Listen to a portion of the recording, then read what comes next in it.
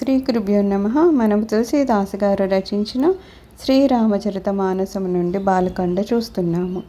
ముకుతున భయే హతి భగవాన తీని జనమ ద్విజ భజన పవాన ఏక భారతిన కేహిత లాగి ధరెవు శరీర భగత అనురాగి కశ్యప అదితి తహా పితు మాత దశరథ కౌసల్యా విఖ్యాత ఏక కలపయి विधि अवतार चरित पवित्र किए संसार एक कलपसुर देखि दुखारे समर जलंधर सन सबहारे शंभुकिन्ह संग्राम अपार धनुज महाबल मर इन मारा परम सती असुराधिपनारी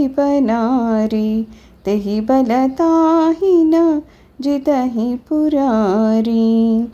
సనకాదుల శాప కారణంగా జయ విజయులు రాక్షసులుగా 3 జన్మలెత్తాల్సి ఉన్నది. కనుక హిరణ్యాక్ష హిరణ్యకశిపులను భగవానుడు స్వయంగా సంహరించినను ఆ జన్మతో వారికి శాప విముక్తి కలగలేదు. ప్రతి పర్యాయము తన భక్తులపై గల అనురాగము వలన భగవానుడు అవతారణము ఎత్తుతూ ఉన్నారు. ఒక్క వామన అవతారంలో అదితి కశ్యపులు ఆయనకు తల్లిదండ్రులు. వారే రామావతారంన కౌసల్య దశరథులు. ఒక కల్పంలో ఈ విధంగా అవతారాలనెత్తి భగవంతుడు జగత్తులో తన అద్భుత లీలలను ప్రకటించవచ్చును. మరొక కల్పమున జలంధరుడనే రాక్షసుడు దేవతలందరినీ యుద్ధంలో ఓడించాడు. వారి ఆపదలను రక్షించడం కోసమని మహేశ్వరుడు కూడా పెక్కుమారులు అతనితో భయంకరంగా పోరాడారు. కానీ మహాశక్తిమంతుడైన ఆ రాక్షసుని వధింపలేకపోయాడు. ఆ రాక్షసుని భార్య అయిన బృంద పాతివ్రత్య మహిమ వలన త్రిపురాసుర సంహారి అయిన శివుడు కూడా వానిని వధింపలేకపోయాడు. ఛలకరిటారిపుతా సుబ్రత ప్రభు సురకార జకీన్హా జబతిహి జానివు మరమతబా శాపకోపకరిదీన్హా. ఒక కపట ఉపాయం చేతన విష్ణుమూర్తి ఆమె పాతివ్రత్యాన్ని భంగపరిచి దేవతలను కాపాడారు. ఈ మోసాన్ని గ్రహించి బృంద కుపితి అయి విష్ణువును శపించింది. తాశుశ్రాపహరిదీన్హ ప్రమాణ కౌతికనిధి కృపాల భగవాన తహ జలంధర రావణ భయవు రణహతి రామ పరమ పదదయవు एक जन्म करा कारण येहा जिहि लगी राम धरी नर देहा प्रति अवतार कथा प्रभु केरी सुनु मुनि बरनि कबिह घनेरी नारद श्राप दीन्ह एक बारा कलप एक तेहि लगी अवतारा गिरिजाचकित भयी सुनिभानि नारद विष्णु भगत पुनि ज्ञानी कारण कवन श्राप मुनि दीन्हा का अपराध रमापति कीन्हा यह प्रसंग मोहि कहु पुरारी मुनि मन मोह आचरज भारी. లీలా విలాసుడు కృపాలువు అయిన శ్రీహరి ఆమె శాపాన్ని అంగీకరించాడు. ఆ జలంధరుడే మరొక కల్పమున రావణుడై జన్మించాడు. శ్రీరాముడు యుద్ధమున అతన్ని వధించి వానికి మోక్షాన్ని ప్రసాదించారు. శ్రీరాముడు మానవుగా అవతరించడానికి ఇది ఒక కారణము. భరద్వాజ వినుము, ప్రతి అవతార గాథను కవులు అనేక విధాలుగా గానం చేశారు. శ్రీహరి మానవుడిగా అవతరించడానికి నారదుని శాపం కూడా ఒక కారణమే. ఈ మాట వినగానే పార్వతీదేవి చకితురాలయ్యింది. ఓ త్రిపురారి, నారదుడు విష్ణు భక్తుడు, జ్ఞాని. అట్టి దేవర్షి భగవంతుని ఎందుకు శపించాడు? లక్ష్మీపతి చేసిన అపరాధమేముంది? ఆ గాథను విపులంగా తెలపండి. మునీశ్వరుని మనస్సుకు కూడా మోహావేశాలకు లోనవడము ఆశ్చర్యకరం కదా అని పలికారు. నారదుని మోహము. భూలే బిహసి మహేశతబా ज्ञानी मूडन कोई जहि जस रघुपति करहि जबा सोत सतेहि चन होई. శివుడు నవ్వి ఇలా పలుకుతున్నాడు. ఎవ్వడు జ్ఞానియు కాదు, మూఢుడును కాదు.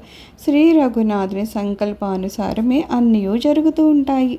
कहु राम गुण गाधा भरद्वाज सादर सुनहु भवभंजन रघुनाथा भजु तुलसीत जिमानमदा. ఓ భరద్వాజ, శ్రీరాముని గుణగణాలను కూర్చి తెలిపెదను, సాదరంగా వినుము. తులసీదాస్ చెప్తున్నాడు, మనస గర్వాన్ని స్వాభిమానాన్ని వీడి శ్రీ రఘునాథుని శరణ్య పొందుము. ఆయన నిన్ను ఈ భవసాగరాన్ని దాటించును.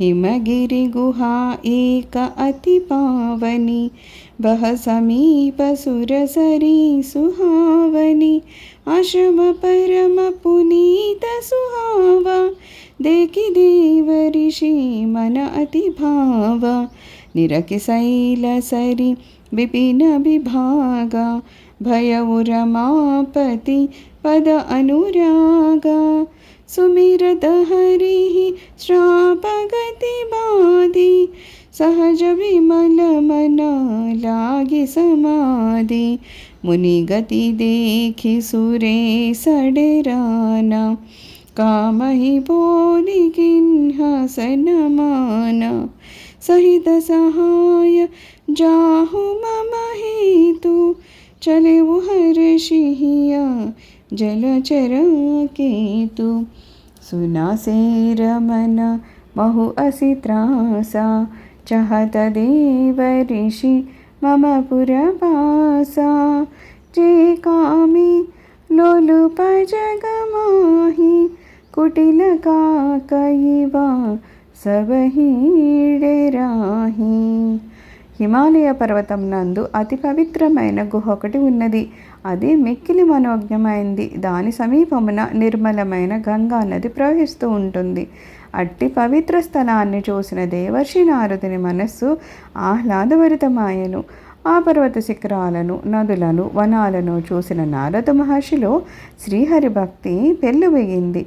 భగవన్నామస్మరణ వలన దక్షిణ శాపము నుండి ఎచ్చటను నిలవలేక నీవు త్రిలోక సంచారమును చేయుచుందువు కాక అని దక్షిణ శాపము.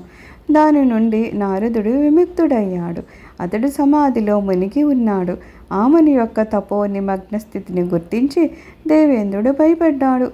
తప ప్రభావంచే అతడు తన స్వర్గాన్ని ఆక్రమించునేమోనని భీతిల్లాడు. వెంటనే మన్మధుణ్ణి రప్పించి ఆదర సత్కారాలను కావించి, నా మేలు కొరకు నీవు నారదుని తపస్సును భంగపరచుము అని పలికారు. ప్రపంచంలో కామ, లోభ ప్రవృత్తులు కలవారు కాకుల వలె ఎల్లప్పుడూ ఇతరులను చూసి భయపడుచుండడం అనేది సహజం కదా. సర్వం శ్రీరామచరణారవిందార్పణమస్తు. లోకా సమస్తా సుఖినో భవంతు. ఓం శాంతి శాంతి శాంతి.